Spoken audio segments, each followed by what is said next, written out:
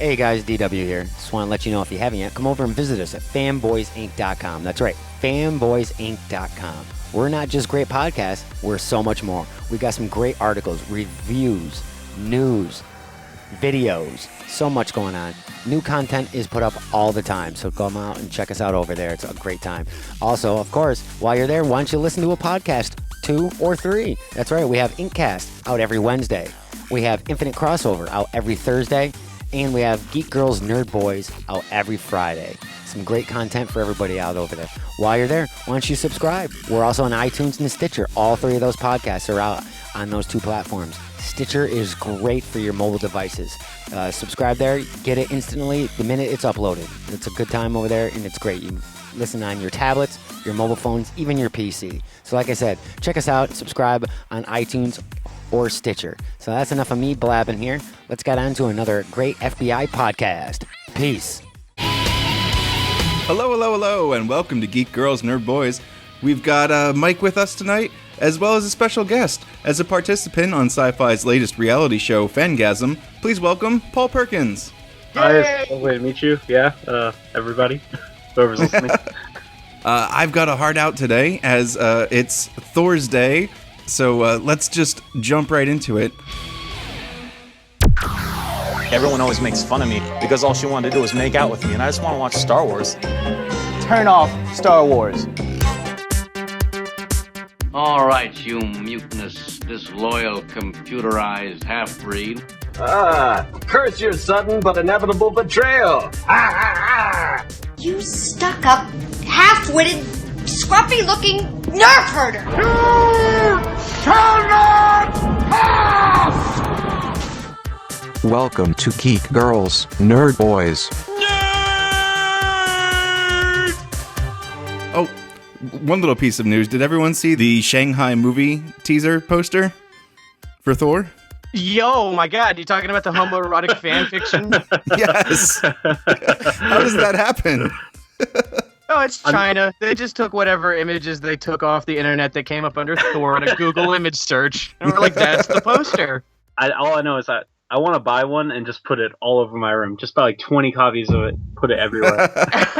Just I'm gonna bring girls back to my place, and they're gonna look over like, what the heck is with that guy's wall? Like, it's got some creepy obsession with Loki and Thor.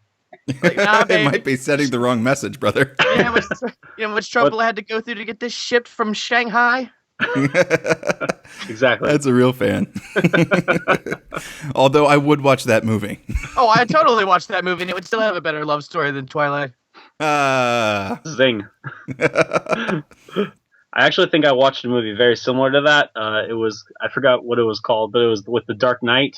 You had to buy it for $59.99 at special stores, and it was the greatest purchase I've ever made in my life. I'm not gonna lie. Was that special store in the Los Angeles Convention Center the week before Comikaze? No, but I'm aware of that too. Anywho, I should be talking about this. It's okay. The Fangasm show that you were just on, Yes. was centered around being an intern to work on said Comikaze Con. Yes, sir. To be honest, based on the promos alone, I was expecting to hate the show to the point I wasn't even going to give it a chance. Well, thank you. Those are lovely words. There's a button there somewhere. Wait for it. Well, it did hit kind of all the wrong notes from the producers of the Jersey Shore. Oh, trust me, I know about all the wrong notes. I was actually, to be quite honest with you, a little bit concerned when I got cast in the show, because they were very secretive about like what we'd be doing and all that. But actually, when we finally started shooting and stuff, I was like, yeah, this actually is going very, very well, and I think that nothing's being forced, and I thought that all of us were being portrayed pretty honestly, and I was actually very happy while filming the show, and I was even happier when I saw the final product. Wonderful! Yeah, that was probably my first question: is what your overall opinion was on the final cut of everything. Because did the editing match the experience pretty well, you think? Yeah, I mean, I think everyone was portrayed pretty accurately.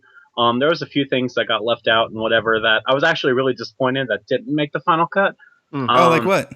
Well, there was like one day we went to the beach, and there was I don't want to brag or nothing, but the most beautiful woman on this entire Long Beach or whatever we were at was definitely possibly making out with me at the end of it. So I just thought that would be cool to like brag on my friends, but I showed you it happened. no, but that's the MTV cut. Yeah. DVR, friends, set the DVR. Set the DVR. Yeah, there was other things like me and my friend Mike Reed, who was on the show, on a day when the one day we weren't filming, we actually met Walter Jones and Jason David Frank from the Power Rangers at a mall in Beverly Hills. But there was no cameras around to film it, so I was like, "Well, that does us a lot of good." I know, so we had to be all secretive, and we couldn't talk about that experience at all while we were on the show, like us meeting the Power Rangers just randomly. But because they had no footage to reference with. Exactly, right. So it's like, you know what, that never happened to the public eyes. Now, how long were you filming? How long were you in the house away from? This was a whole summer, right? It was about 8 weeks. Yeah.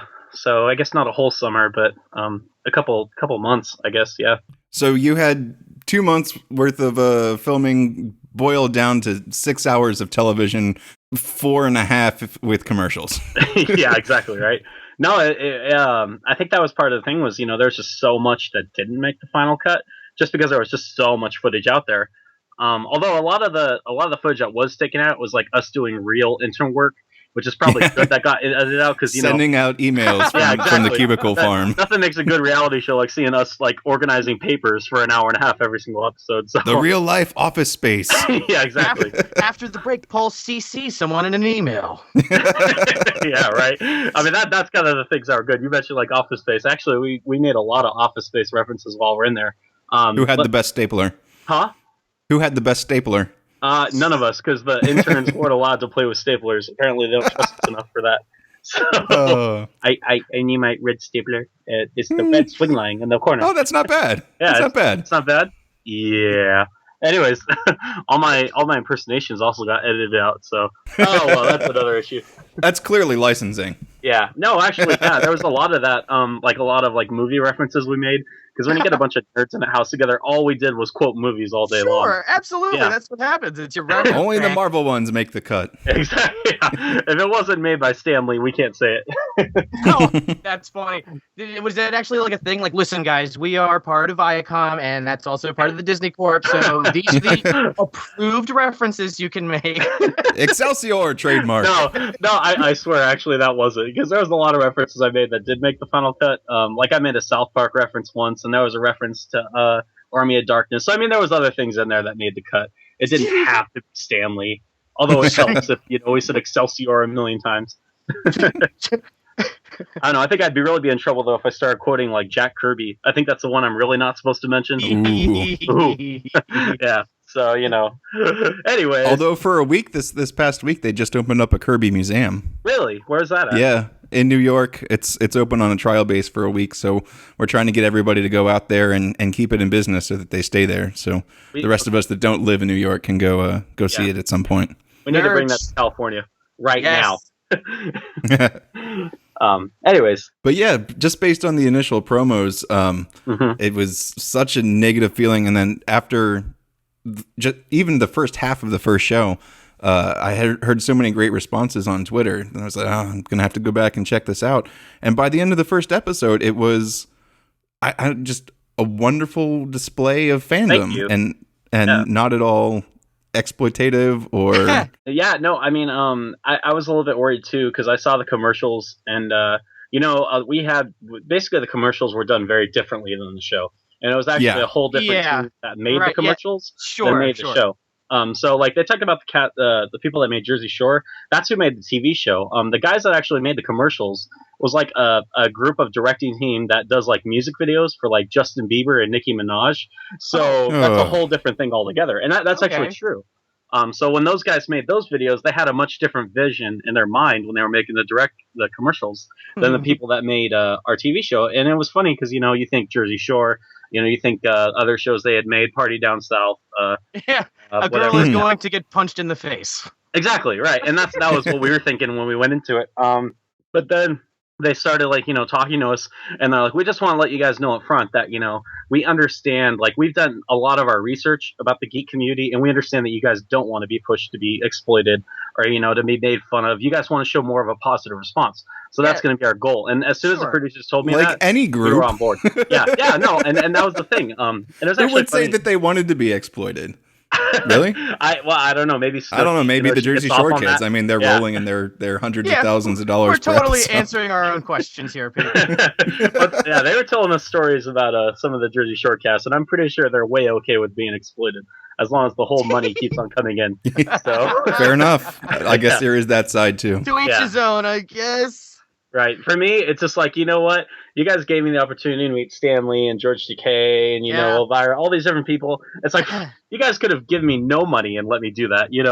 I would have literally paid. You know how much I'm going to pay to meet Stan Lee at a comic convention? I don't need you guys to pay me for this experience. So, the true $100 for an autograph, $150 for a photograph, true believer. Excelsior indeed. Yeah. The show itself, like as it went on, I really enjoyed personally episode 2, where you guys recorded the promos for Comikaze, and you ended up doing the dating tutorial with Adrian Curry, I believe it was.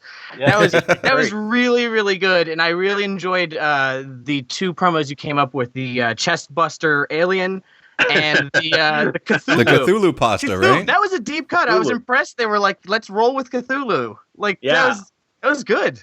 Well, yeah, that's when I'm personally, actually, I mean, we had been talking about Alien for a while before that, because actually Sal, who's in the house, that's like one of his favorite all-time movies, and he's always referencing Alien and like Predator and stuff. He's got good taste. Yeah, he has good taste. Yeah, I mean, I love Alien. It's right behind me, actually. But I was sitting there and I was like, you know what? Let's do an Alien movie. And then all of a sudden it hit in my mind. I was like, wait a minute, wait. Let's cross that out. Let's do an Alien movie and then put Stan Lee's face on it. Yeah. The idea just rolled. I was like, can we make a puppet? Can we just do all this different stuff? And we just started dying laughing. And we're like, no, this is the one. And then it totally was. Yeah, and then the Cthulhu thing was actually inspired because I was sitting there staring at the posters all around, because actually at Comikaze, their mascot the is logo is octopus. the squid, right? Yeah, exactly. So I was like, you know what? I was looking there staring at it, and I was thinking, I was like, oh my god, we have to do this. And everyone was like, at first, like only Molly, who was on the show, knew what I was talking about when I said Cthulhu. Mm-hmm. But then I explained to them, I was like, oh, it's Elder God. It was written in a horror story by H.P. Lovecraft. And then they're like, okay, you've explained it, you've given us enough faith in it, we'll trust you. And I was like, okay, we're doing this. So I mean, the thing has like 4 turn-by-turn dice games revolving around it. It's like it was a good choice. Yeah, well, thank you. Although you say it's a deep cut though, but I think Cthulhu's very mainstream right about now. I mean, he's rolling in the money if they could get any. I went to college with somebody that had a stuffed summertime Cthulhu that had beach shorts and a sun hat on. Oh my gosh, yes. So Please yeah, tell me where I can he's buy pretty that. mainstream. I need that. I'll try to find the link for the episode images. Yeah. That is awesome. But anyway. Yeah, the second episode was probably my favorite too, or at least when I said, if I'm gonna have any of the Fangasm crew on, it's got to be Paul. Yeah, you really shined real hard in episode 2. It's like, look at Paul getting his spotlight for the whole hour. It felt like, Well, not only that, but also he's a fellow editor, and I saw what he had to go through trying to piece together everybody's promos and crappy. What were you using, iMovie to cut together? Yeah, I was actually complaining to the producers because I only had iMovie to work with on the computer. So can I borrow the DIT's computer so I can cut something? Exactly. That's kind of what I wanted to say. I was like, guys, just put me in the editing room right now. Give me the real stuff. I'll edit a great movie. And then no, this is like Survivor. You can't interact with us. I gotta say, exactly. I have to say, that would have been a really funny go-to had they included you saying that in the episode, because you were struggling. And if you'd have just been like, if I could just get my hands on the good stuff, I don't need you guys. That would have been really funny. That's hilarious. I know. Why can I not set an end point? Exactly. Sorry, guys. I can't do that. It's kind of weird, too, because the producers are not allowed to interact with you, and neither are the cameramen. So we'd actually play really big jokes on the camera crew. One of the guys, Andrew, on our show, what he used to do was he used to actually go up to the top of the stairs of where the apartment was, and then he'd be like, "Oh wait, I forgot something," because he knew the cameramen were following him, and then he'd run back down, and then he'd be like, "Oh wait, I forgot something up there," so then he'd run upstairs. They'd be like, "Oh no," I'd run back upstairs, and he literally did that for like 15 minutes straight. And the cameraman and they're carrying their 20-pound rigs. Yeah, exactly. They have to carry it everywhere and follow him. We played some terrible jokes on him. Like there was one time when this one guy would always watch me go to sleep. So like I would always like start singing lullabies and just like start making him crack up, and it was terrible. But none of that could ever be on the show. Right. But, were they filming you 24/7 just in case something happened, or were there times like at night when people were sleeping, or when you were just doing menial office stuff or anything like that? I mean, the only times we ever weren't shooting was like when we were asleep. But even then, they had cameras on us just in case. And they told us that wasn't necessarily for footage for the episodes, but that was more just in case like someone broke in or like, for our safety reasons. Because due to the contracts, we're under their control. Whatever happens, happens. Yeah. Sure. Yeah. So I mean, but as far as like filming goes, I mean, we were filmed pretty much all the time we were awake. We had alone time in the bathroom. That was always nice. Oh, that's nice. That's a good thing. Yeah. It was funny because some people would take like 2-hour showers and stuff, like, just so they could get away for a second. Oh, no, I get it. I've got kids. Yeah. You've got kids. Hopefully those kids aren't listening to this podcast. Not yet. Not yet. but yeah. Basically, yeah. That's how the show went down. And I don't know, it's still pretty good, though, I feel like. Yeah. Tons of really, really cool things that anybody would kill to be able to do, like photo ops in the Jurassic Park Jeep, or tentacle sculpting, or meeting George Takei or Elvira. Pitching a comic book. Yeah, no. Yeah, I mean, pitching a comic book to Stan Lee. Talking about 3 of those at Comikaze this weekend, I got to see my Cthulhu, or my arm again. The giant tentacle arm, which was nice. I got to pet it and be like, I made this. Just like brag to people. Yeah, you guys are taking photos with this. You know who made this? This guy. You should have asked to take a chunk of it home with you, like a giant carry-on sushi. Giant carry-on sushi. I don't know if you've ever tasted styrofoam before, but it's not as enjoyable as you might think, unfortunately. No, not to eat, just to have in your bedroom. I sculpted this. Like, they're not going to use it again next year, right? It's foam. It's not going to hold up. I guess not. Now that you mention it, it's held up this long, and this is 4 months later. So I don't know, but there was that, and then I'm trying to think what was the other thing you said. Like you said, Elvira. I mean, I got to see her again, and that was awkward because I was her personal. Did she forgive you? Saturday, huh? Did she forgive you for the yes. for the which was the crappiest Thankfully. movie? we actually apologized to each other and hugged it out, and she was very nice about it. Yeah, and she said that she actually felt bad because she doesn't remember saying some of the things she said to me that some of the other castmates were saying that she said. So yeah, there was some firing back and forth between us. It was a really awkward dinner. Well, I understood what you were going for. I'm a fan of the shitty movie too, and exactly. as that person, you have to know that there's a certain level of camp in your performances here. Yeah, a little bit of self-awareness. Yeah, I think that was part of the difference too. Was that I was trying to say campy movies, and it came out crappy movies, and that's a very, very different thing altogether, I guess. And, I love like really, really bad B movies. And, there's something about like a director that tries so hard, and then it just comes off awful. Well, and, that's kind of the thing that she made like famous in the 80s. That was like all the movies she introduced. So I thought she understood the question, but she wasn't happy that I asked it, I guess. The phrasing could have used a little massaging. Yeah. So what you just said leads me to a question. Yes. Since you're a fan of the crappy or campy movie, whichever, how proud are you to be on the same network as Sharknado? Oh my God, you have no idea. I have a Sharknado T-shirt that I wear everywhere. I have no amount of undying love for that movie. I have a Blu-ray DVD combo pack that I've watched. I have the Blu-ray DVD combo pack. $10 at Best Buy, brother. Yeah, that's where I got it. Was Best Buy. Yeah, it's an exclusive. Yeah, and I'm so glad I got it. I mean, nothing says seeing those sharks fly out of the air and squish people like it does in Blu-ray and HD. Chomp. I saw the premiere when I got the Blu-ray. They went back and recolored it. They put more work into it. I actually noticed the same thing. I was like, the graphics look slightly better in this Blu-ray update, and I'm kind of disappointed because I wanted to see those terrible, terrible graphics, but touched up in HD, just not touched up to the way where they look better, just where they look worse because you can see all the flaws now. Well, even the color correction, when they were just throwing in like random beach or shark shots, they didn't bother to color correct it to make it look like the rest of the scene. so you can tell it's still the same amount of B-grade effort that Asylum puts all in its films. God bless Asylum films. Yeah. No, where would I be without like Sharknado and Titanic 2 and everything else they've created? That was just a classic. Most recently, an old assistant editor of mine got to work on Mega Shark versus Giant Octopus for about a week. I have that on DVD too. That is another classic. Atlantic Rim most recently is my new favorite. Atlantic Rim. It came out it was like 2 days before Pacific Rim came out. I was like, these people know what they're doing. Yeah, they turned them around for no money. I heard an interview with the guy that did Mega Shark versus Giant Octopus, and they were talking about coming back to do the sequel, and some of the actors were just messing around and saying, no, I won't sign this contract unless I'm getting $50 a day. And they were legitimately going to throw it away. Oh, that's terrible. The big money. And these were leads. This wasn't extras. Oh, my God. Less than scale, non-union pay.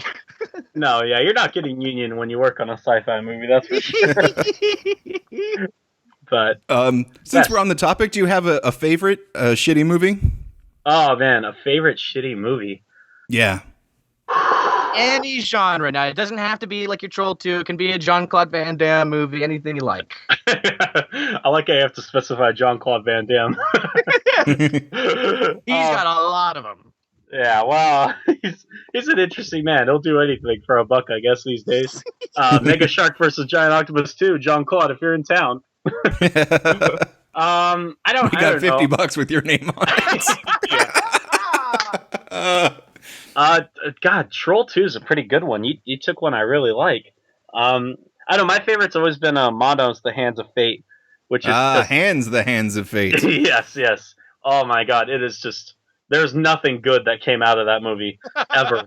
And it is just a hysterical movie to watch because it's so serious, and they got all these deep rooted meanings. You know, they got the devil man walking around, and it's just terrible. Do you know the backstory on that film? A little bit of it, but what would you say about it?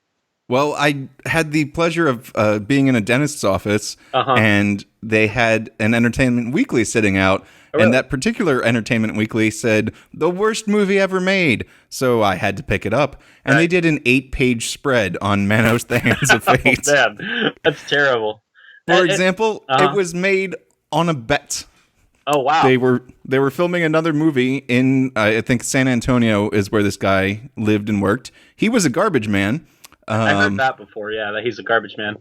And said, making a movie's not that hard. Anybody can do it. I bet you I could make a movie. And long story short, Manos The Hands of Fate comes out, where the microphones weren't plugged into any recording device. So all of the dialogue had to go back and be redubbed by 3 people. Yes, which is another thing I love about it, is that you'll watch one character and then his voice will be the same as another character. And then halfway through it'll switch, and then you'll realize, wait a minute, that was the other guy in that guy's voice, and now this guy's in that guy's voice. And it happens a lot during the movie. And because there was no natural tone, I've never been able to actually make it through the entire movie without falling asleep. Oh, that is sad. It is from start to finish, just quality work. It is rough. Look out. I'm gonna if my film career comes out and makes it, one of my goals that I always tell people is that I want to remake one of those really, really, really terrible movies. It I don't know, because the thing is, if I do it serious, it'll just come off bad. But then if I do it bad, then it'll just come off bad. So I don't know. My goal is to remake one. I have a recommendation for you. Sure. If you're going to remake a terrible, terrible movie, I would look into the famed film Deathbed: The Bed That Eats. This film centers around a bed that in the 1600s a demon was killed and a drop of its blood got on the bed, and it sat in wait for hundreds of years until a unknowing group of kids from the 70s falls upon the house and like have, sex and do drugs on it and anything that would require them to be on a bed to get killed. And then it slowly dissolves them into a green foam. And it is so horrible. And the backstory to this, the whole setup, this guy wrote this film for 20 years. It took him 20 years. God. All of his own money, he lost his family, he bankrupted himself, and his goal in life was to finish Deathbed, the bed that eats. And the end result is, I just imagine a guy with a happy family. It's why was this your thing? But I feel like if you did it in a funny way, that could be hilarious. Deathbed, the bed that eats. Yes. Okay, I'm gonna write this down. There's a whole bit by comedian Patton Oswalt. He's on King of Queens, and I know Patton Oswalt. I know voice Ratatouille. Yeah, he has a whole bit about Deathbed, and it's if you listen to that first and then watch the movie, it makes it about 1,000 times better. Oh man, I need to. All I'm hearing is it's a prequel to Nightmare on Elm Street. Really? I hope that's not the case, because Nightmare on Elm Street is actually worthy of watching. You're of course referencing the scene where Johnny Depp gets eaten by the bed and spits out gallons of cow blood. Oh yes. Of course. That's actually my favorite scene in Nightmare on Elm Street. Actually, is when Johnny Depp gets eaten by the bed. I guess who doesn't want to see the guy from 21 Jump Street just get eaten alive? Yeah, that's right. Yeah, that and Platoon, his first two early movies, he definitely gets killed very quickly. He didn't have as prolific as a career back in the 80s as he does now. I guess now it's like a rule in the Pirates films: you can't kill Johnny Depp.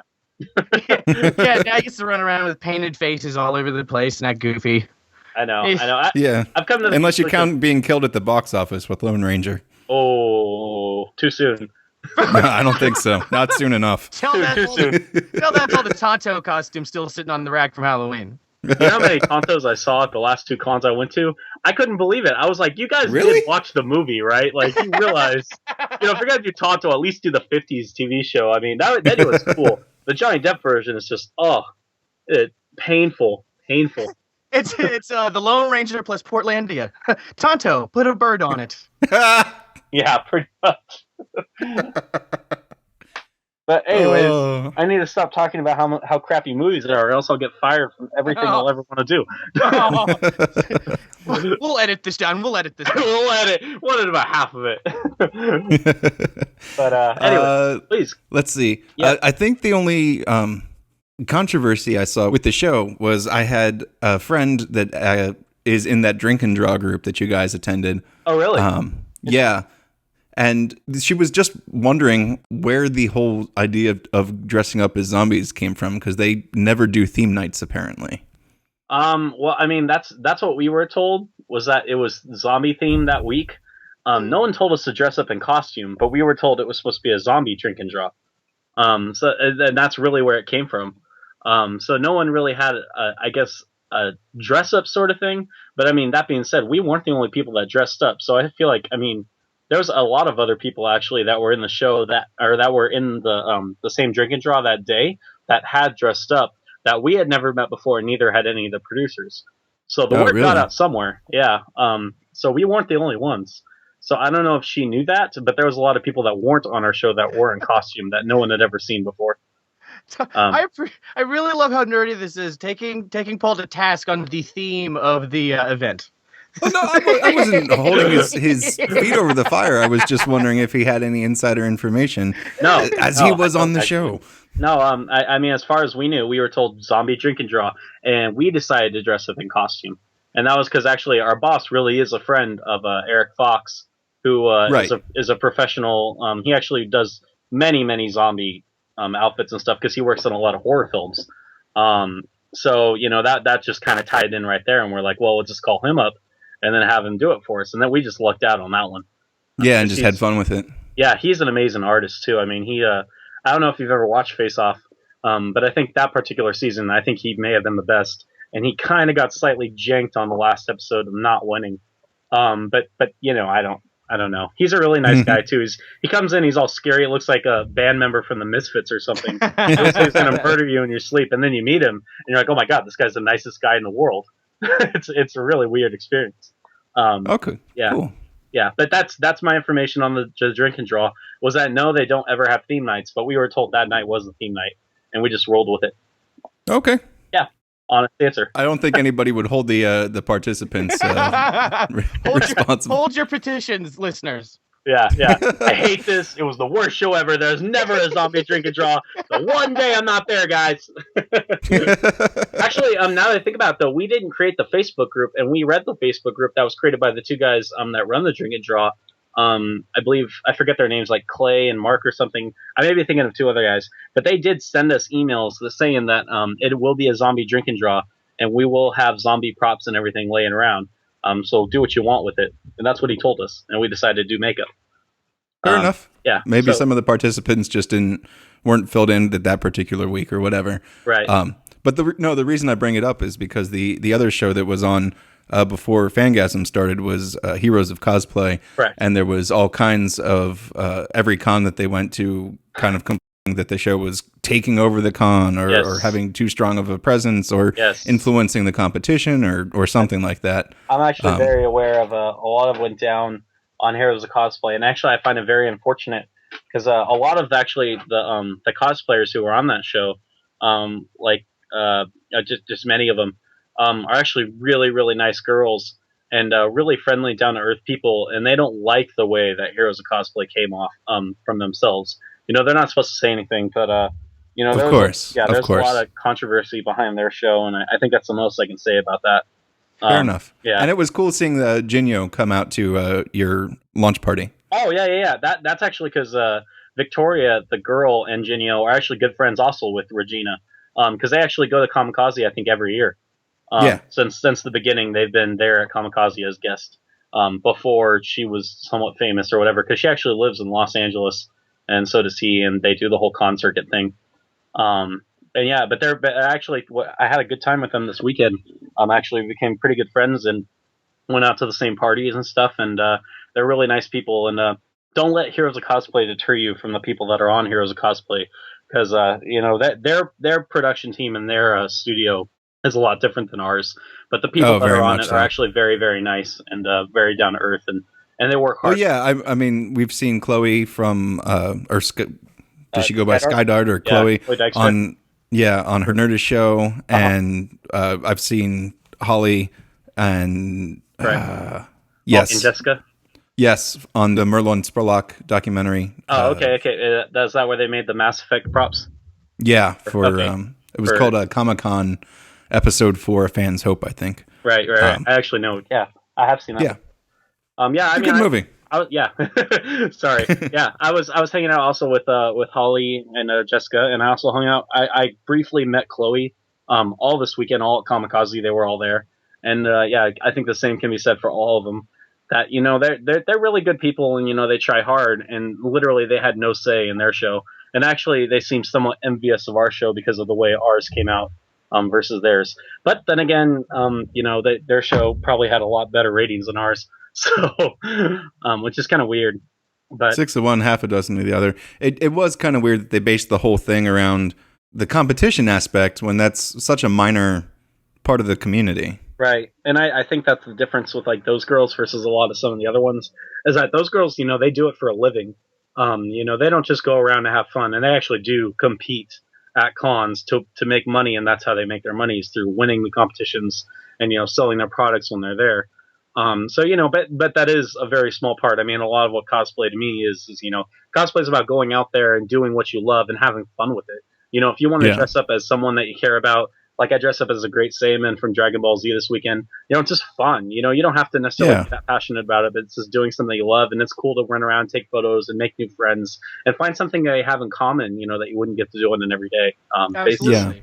Yeah. So even using it not to make money directly. Like with Holly or Midnight Armor, using it to launch another career in prop making or costume design or something like that. Yeah, and that's a whole different thing altogether. And I very much respect what they're doing to further themselves in their careers. Crabcat, that's the name of their company, right? Yeah, Crabcat Industries. Right. So shameless plug for Crabcat Industries if you'll go Google their stuff, because it's awesome. Love you guys. Yeah. But yeah, I mean, I feel like Heroes of Cosplay is actually, the show itself isn't very accurate to how it should have been portrayed, because they're very different than how they got portrayed in the shows, and they were told to say certain things. But yeah, it was very much drama and competition. Yeah. But whereas yours got to be more of just a slice of life type thing, and I think that's where the difference came in, and where people got to have more fun with it. Yeah, right. That's what really made your show, Fangasm. It's an hour long. It's a reality show that's an hour long, which is you actually have to invest as a viewer, and you start to feel like there is a communal dynamic that starts to develop, and you start to like relate to certain characters. You get frustrated with others, people in the show over time, and like even myself. It feels so natural. Like usually when I watch a reality show, I look for things like that, like were they told to say what they just said on screen, but like it felt like, other than the editing, it felt very naturalistic all around, like for the length of the episodes that I watched. I didn't watch all 6, but I mean, it definitely started to grow on me immediately. And like it works where a lot of reality shows don't work. And that is really a rare thing in reality TV these days. Well, thank you so much. I mean, that's really the biggest compliment I think that I've gotten. A lot of people have been saying somewhat similar things, but that's what makes me really proud of the show, is that I feel like I always compare it to like how the Real World was like when it first came out in the 80s. It wasn't a staged reality drama like it is now. It was just kind of, 8 people in a house for a common goal, and, kind of bounding together to reach that same goal. Like for them, it was that they were all actors in Hollywood and they were all trying to be actors. Right. I think us is like, we're all trying to get a job working for a convention sort of. And for, most of us trying to get a job anyways. I feel like 2 of them that are on the show could care less whether or not they got it. But that's they know who they are. You mentioned that was competing for that job a concern through the whole summer? Because it seemed to come out of left field in the last episode saying, oh, by the way, this is for a spot. Well, I think initially we all were very concerned about getting the job. But the thing was that we grew so close as a group so quickly. That you didn't want to be all cutthroat. Yes. And it actually was very beautiful that, I think I think when we first met, George Takei was like the first moment where we all really bound together. Because when we saw like Andrew cry in that moment, and, we all did it together. At first, initially, it was all like, like I was with Andrew and I was like, Andrew, I know you love Star Trek, buddy, but this is the thing I'm going to win. If there's one thing I'm going to win this entire show, this is it. And that's kind of what I told them. But literally, as soon as it had ended, and as soon as we at the end of the day when I got to have dinner with him, and then I brought him back, everything had flipped, and we had become so close in that moment that nothing else mattered at all. And we were like, what? We all love each other very, very much, and you know what? We're going to become very close by the end of this. And if someone wins, we could care less who it is, because as long as one of us actually gets it at the end of the day, we'll be every one of us will be happy for that person. And I think that was very nice organic thing that came from it, was that the other thing was like there was no like eliminations, if you will. It was literally we're doing a job, and we're trying to get a job at the end, and that was our main goal, and really nothing else mattered. It mattered more to us that we cared about each other, and we became good friends at the end of it than it did that one of us would get the job and one of us wouldn't. Yeah, like I said, more of a slice of life than a forced competition, live-in competition. Right. with the heavy music and weird like cut to like quick close-ups to create tension before the commercial break. And the time lapse shot of the moon. yeah, we know how those shows go. And, that's not really how ours was. Ours was more about we all became good friends, and there was a lot of things we did that, like I said, were edited out because there was a lot of things that we did. Like there was one day, it actually made it in the bonus features online, but it didn't make it in the final cut of the show. Was that like there was one day we went out to downtown Los Angeles, and we all agreed to stay dressed up as superheroes and like go around and give money to the homeless and like help people out on the streets of LA. And it's like that's the kind of thing that I've never seen another reality show do. And that was our idea. We just told the producers, we're like, what? We love each other so much. We want to give back while we're happy in this moment. And it was more about giving back not just to ourselves but to other people. And I don't want to sound like a pretentious idiot in this moment, but I'm pretty proud of the fact that there was other things we did that didn't make the final cut that made us more human, and that it wasn't all about us, sitting us in front of the camera and doing whatever. We were just happy. It was just an amazing shared experience, and it wasn't. Well, okay, the cameras are done rolling. We can stop competing, and stop. Yeah, and we're That's still so all very interesting close, because too. that's truly a beautiful thing to me that you guys not only came up with that, but like you guys had the costumes and the resources. You went through with it, and and yet it didn't make the show. Like Yeah. you know, like it's like I'm glad it did have an audience. You said online, but it seems like that would be one of those things like. They'd want to milk the goodwill, or Not They necessarily. want to seem more milk it, like but- idiots than make this nice. I don't know. Like as a nerd, it's like, oh, that's really, really nice because they tried an idea like that in our area where a guy dressed up as a hero to stop people from drinking and driving. But like, it's like that kind of stuff. Like, while that's lame, it's still effective, and like, I feel like that could make good TV too. But Yeah, I mean, there was a not moment juicy. that didn't even make the final cut where like one of the homeless guys. We brought him back like a meal, and then we just asked him how he was doing today, and he just started breaking down and crying because he was like, "Yeah, no one's asked me how I've been doing in like years. You know, I've been sitting here on the street, like in downtown LA, where all these people are running around back and forth. Sure.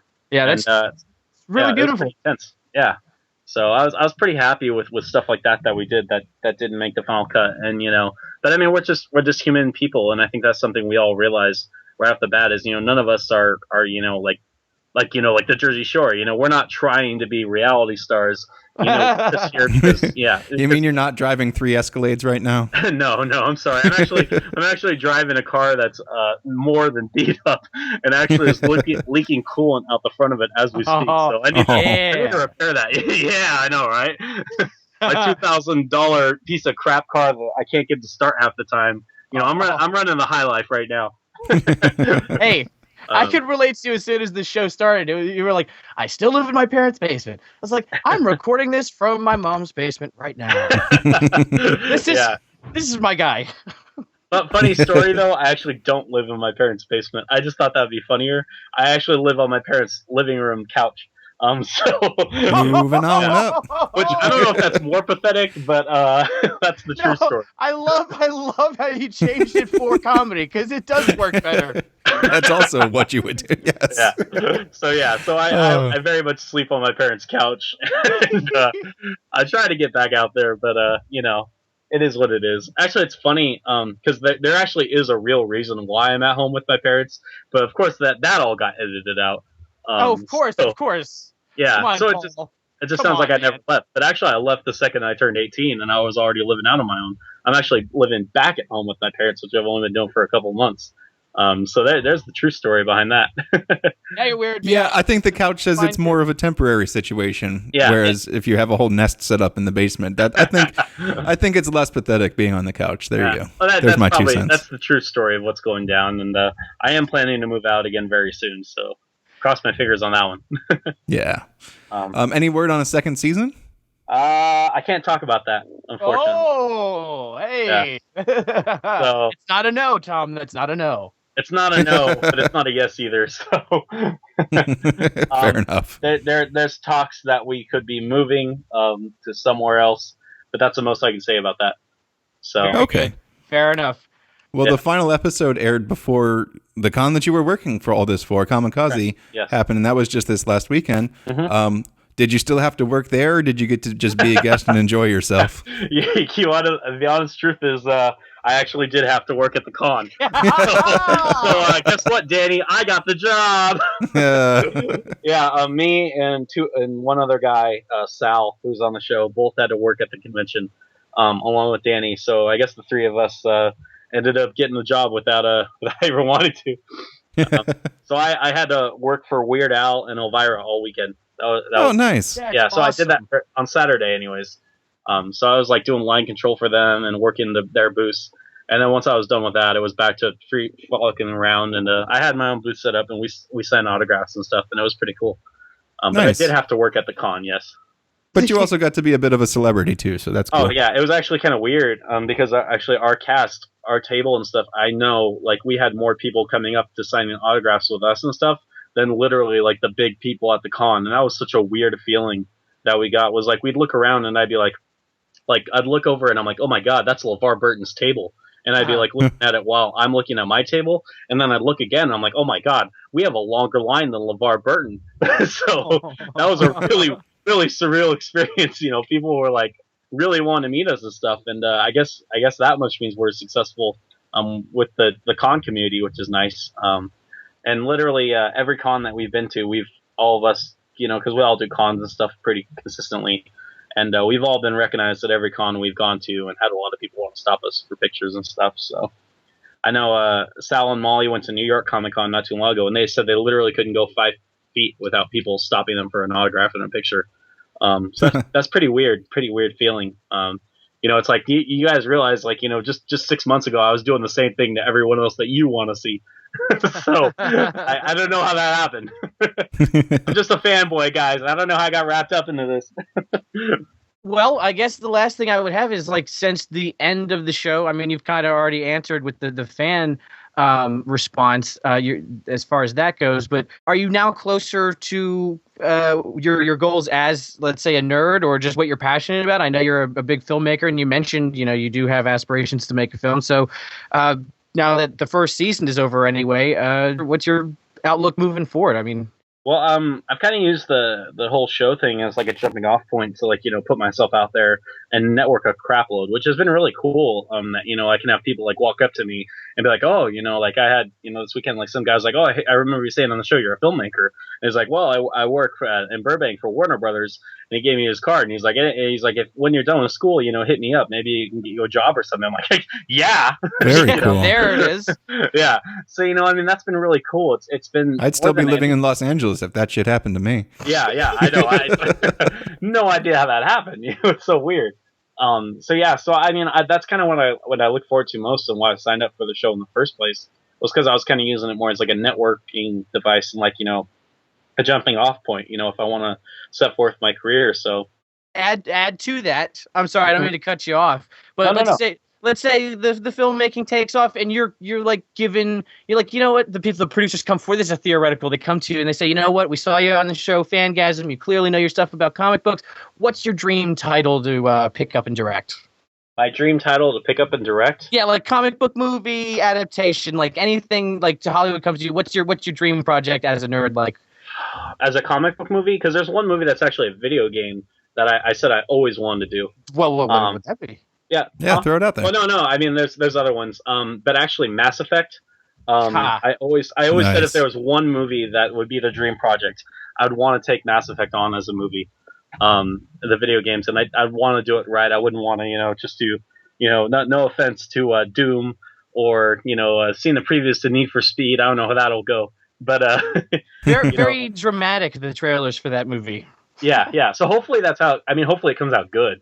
I'd hate to see that go down the tubes, but hey, definitely Neil Blomkamp has made quite a career for himself off of wanting to make a Halo movie. Yeah. He's made more money just offering it than he has actually doing it. So, yeah, I'd love to take on Halo too, but that would be a whole thing. And I don't know, but the Mass Effect's the one I always tell people that's like my dream project. But if I were to choose movies, comic books, the one that I always wanted to do, Kraven's Last Hunt, the Spider-Man story. Nice. I don't know. Are you guys Kraven aware of that? the Hunter? Yeah. That would be one I'd undertake too, that I've always wanted to do, because that story to me was always really, really, really cool, and I always wanted to picture that in the movie. The only problem with that one is that Spider-Man's such a small character in that story, and that story is more about everyone else in the Spider-Man universe, so it'd be really hard to pitch it. But that was a movie that I also was like, if there's one I want to do, that would be the other one. Because I think it's a really cool emotional story that goes into all the back characters, and that Spider-Man just gets the snot beat out of him countless times in that book. It's just so awesome. To be fair, the last Batman movie didn't have a lot of Batman in it. That's true. Yeah, that's actually very true.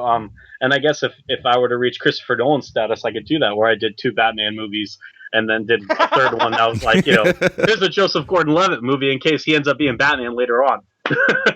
Or whatever it ends up being. But I feel like those two would be two. The Mass Effect and Kraven's Last Hunt are two that I would love to sink my claws into and direct if I had the chance.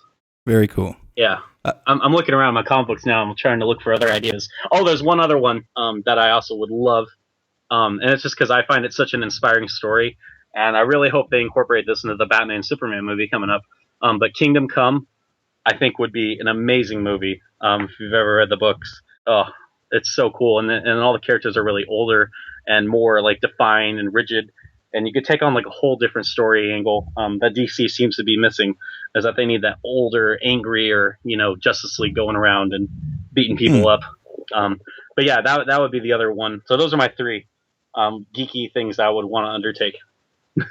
Very cool. All excellent choices. Thank you. Is there any other questions you guys had? No, I think that's about it. And like I said, gotta start wrapping it up because hitting the hour. We're about to hit the hour, and I don't want to get a crappy seat for Thor.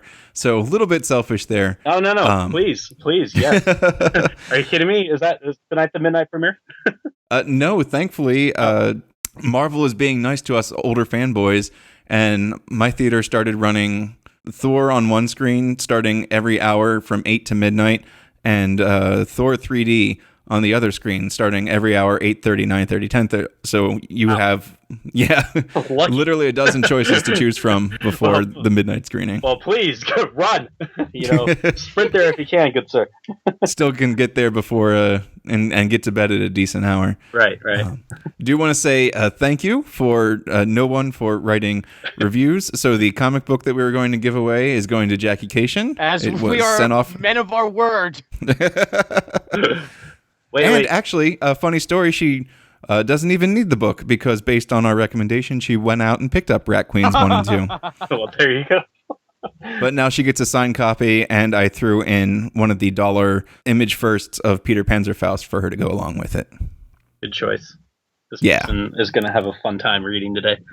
This is Jackie Cation. She does the Dork Forest podcast on the All Things Comedy Network. And it's worth checking out if you're a podcast listener. Like me. I made the recommendation for you. Huh? No, to check out her podcast on the Dork Forest. Yes, of course, I will. Definitely. Sorry, I'm getting confused. There's a lot of things going on in my head. I start getting excited when you said Thor. Well, thanks, Paul, for coming on. Do you have anything to promote, pitch? Do you have a website? People can write in, donate $10 million to make a film? It's funny, I don't. I have nothing right now. So, yeah, shameless plug. Add me on Twitter. I don't know. If followers were dollars, if you want to follow me on tour, at Real Paul Perkins. And if you guys want to add me on Facebook, I'm totally personable right now because, let's face it, I'm not a real celebrity. So, ha ha ha. I don't have anything special yet, though, unfortunately. If you get $10 million to make your Mass Effect, give me a call so I can get some work as an editor again. Hey, no problem. If I make the Mass Effect movie, maybe I'll hire you to play one of the aliens in the movie or something. Huzzah. A little extra part. As always, you can subscribe to the show via iTunes and Stitcher. If you do, please rate and review us because we love feedback. You can interact with us on Facebook and Twitter at Geek Girl Nerd Boy. We're now broadcasting on YouTube as well, with episode images embedded right into the stream, so you don't have to go to the website, which, let's face it, you weren't before anyway, but now it's there for you. Follow along with those episode images at geekgirlnerdboy.com, or like I said, on YouTube. And if you've got a phone, you can call our hotline at 518-893-1462. We'll broadcast your question or comment on air and do our best to answer it before drifting off. Thank you all for listening. Stay nerdy, my friends.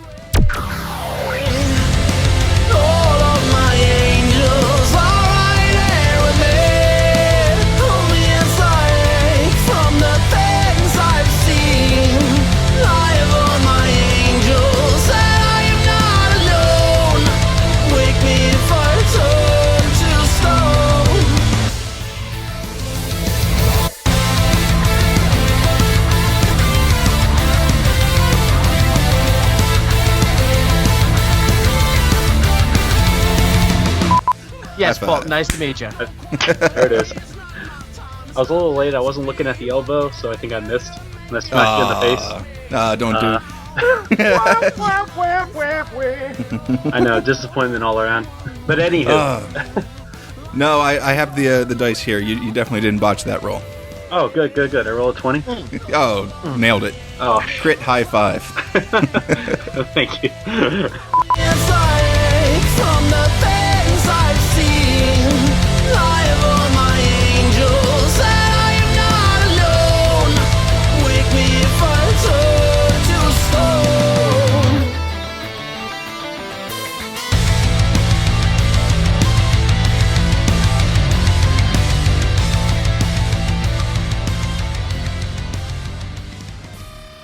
This has been a Fanboys Incorporated network production, found on fanboysinc.com, iTunes, and Stitcher. See ya, bye.